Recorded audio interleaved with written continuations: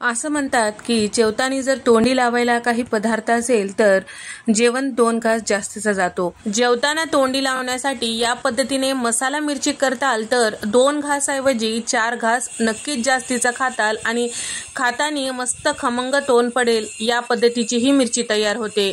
इथे मी पाव किलो मिरची स्वच्छ धुवून पुसून घेतलेली आहे। यापैकी फक्त अर्धीच मिरची वापरणार आहे, तर बारीक असं कट करून घ्यायचं आहे। या पद्धतीची जाड असलेली मिरची घेताल तर तिखटाला कमी असतो आणि चवीला छान लागतो। आता मसाला मिरची करण्यासाठी आपल्याला मसाला तयार करून घ्यायचा आहे। तर कढईमध्ये 2 चमचे इतकं धने टाकून घेतलेले आहे, 1 चमचा बडीशेप टाकून घेतलेले आहे, 1 चमचा जिरे टाकून घेतलेला आहे, 3 लवंगा आणि 2 हिरव्या वेलच्या, 2 चमचे तीळ, अर्धा चमचा शहाजिरा यामध्ये टाकून घेतलेला आहे। गॅसचा फ्लेम कमी करून आपल्याला ह्या सगळ्या मसाल्याचे खमंग वास येईपर्यंत भाजून घ्यायचा आहे। मोठा गॅस करायचा नाही, जर हे मसाले करपतील तर मसाला मिरचीचा स्वाद निघून जातो।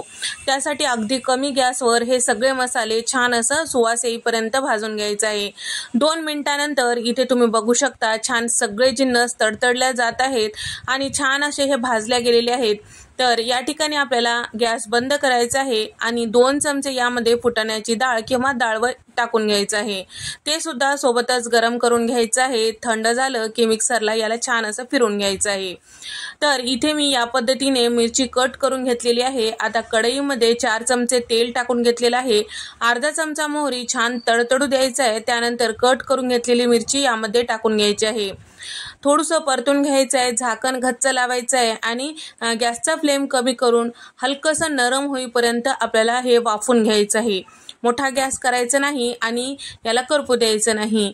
तर या ठिकाणी इथे साधारण 2 मिनिटांनंतर आपली मिरची छान असं वाफल्या गेलेली आहे। तर मधात एक वेळेस मी झाकण काढून परतून घेतलेलं होतं। सुरुवातीला भाजून घेतलेले सगळे जिन्नस मिक्सरला या पद्धतीने थोडंसं बारीक असं फिरून घेतलेलं आहे। त्यानंतर अर्धा चमचा काळे मिरे पूड आणि 1 पाव चमचा हिंग, चवीपुरतं मीठ यामध्ये टाकून घेतलेलं आहे।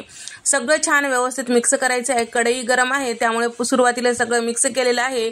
हळद अर्धा चमचा आणि त्यासोबत 1 4 चमचे इतकं लिंबाचा रस यामध्ये टाकून घेतलेला आहे।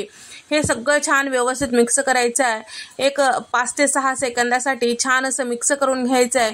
त्यानंतर 1 अर्धा चमचा साखर आणि थोडीशी कोथिंबीर टाकून घेतलेली आहे। तर या ठिकाणी गरम कढईमध्ये छान मिक्स करून घ्यायचं आहे। इथे मी गॅस बंद केलेला आहे। आपली मसाला मिरची छान असं तयार झालेली आहे।